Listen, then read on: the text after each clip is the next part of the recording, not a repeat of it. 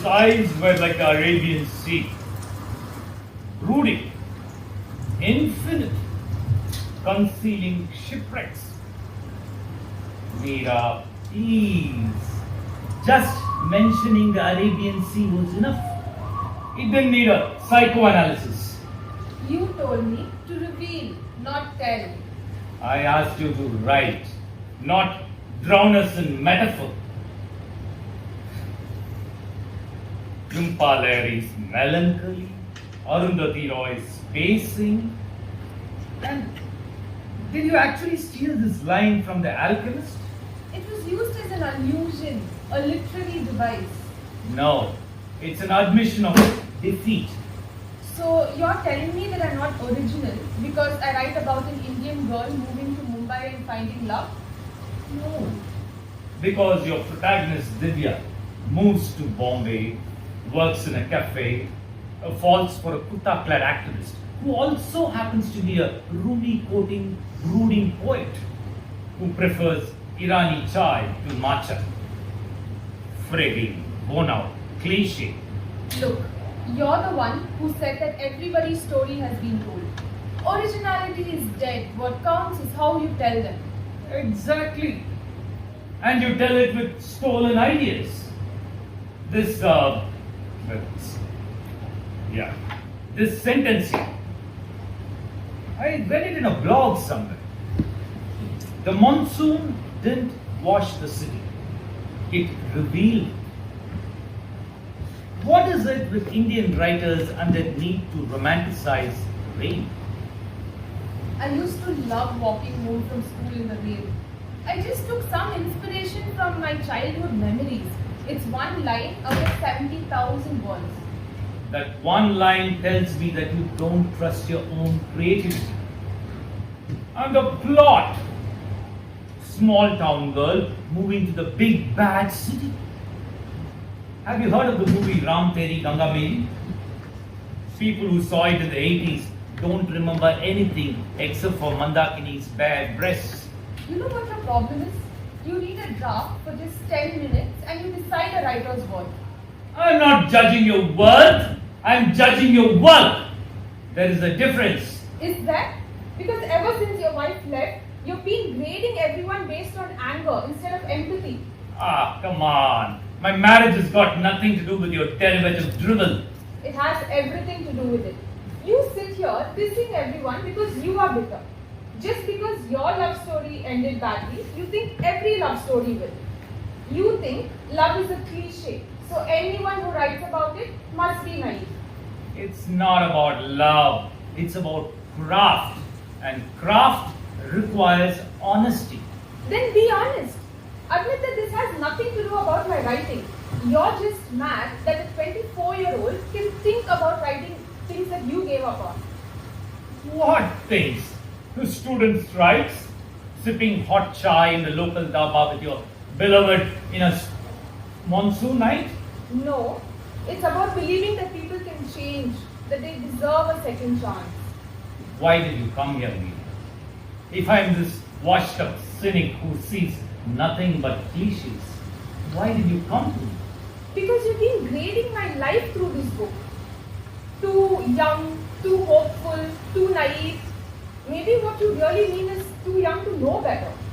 I mean, you're too scared to be original. You hide behind tropes. Because if you write something and it fails, you can blame it on the genre. And you hide behind reading. Because if you mentor me to success, you'll have to admit that you failed at 38. You think this is about my divorce? It's not. It's about what the divorce did. Kavita left because you stopped talking. And now you have made silence your teaching strategy. You don't get to psychoanalyze me just because I caught you stealing a sentence. And you don't get to call me a thief just because I write about a love that you don't understand. Get out! Rewrite it and come back when the novel is yours. No, I'm not leaving until you admit this has nothing to do with the book. You've been trying to push me away ever since you found out that the protagonist's love interest was an older man. Mira. Because you write about one thing. I am scared of my own words. Because the cliche you fear the most is probably the one where the 24-year-old falls for her 47-year-old mentor, the divorced guy who thinks he's unlovable. Mira, don't! Don't what? Don't say it? Fine, I'll write it instead. The mentor who thinks he's too broken to be seen, that he convinces his student that she's too broken to write. Is that original enough? It's inappropriate. It's true. The story where the 24-year-old is attracted to her 47-year-old mentor who taught her that her words matter. Maybe if you wrote your own story, I wouldn't have to. You didn't write about my life here, Mira. You wrote a fantasy. You gave him a 24-year-old who forgives him. That's not creativity. That's fan fiction. And what are you doing annotating my life story? You circle in red every time the male character touches her in the book. Cringe, unrealistic. Is it unrealistic, Arun, or is it just that some other guy is touching her? Careful, Mira. Why? You're not careful with my feelings. The monsoon didn't wash the city. It revealed it. You threw that in my face like I had murdered somebody. One sentence. You know what else I stole? The way you look at a page when you hate that you love it. I stole that for my chapter 7. Sue me for that.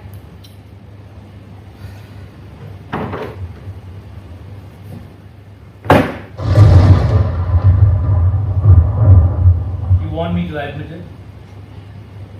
Fine. Okay. I see myself in your writing and it makes me nostalgic. Because it's a version of me that once had dreams, that believed all good things will happen. Till the critics call my second book domestic and defanged.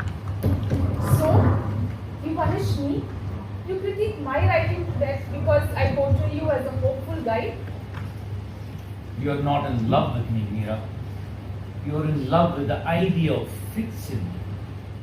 I'm a project to you, a redemption arc. And you're not in love with my mind. You like that I'm young enough to see your cynicism as something deep, that I haven't lived long enough to see your cynicism for what it really is, fear. You think this is fear? I think you'd rather fail me than fail with me. Because if I do succeed, you'll have to watch someone else get the ending that you put on. Enough!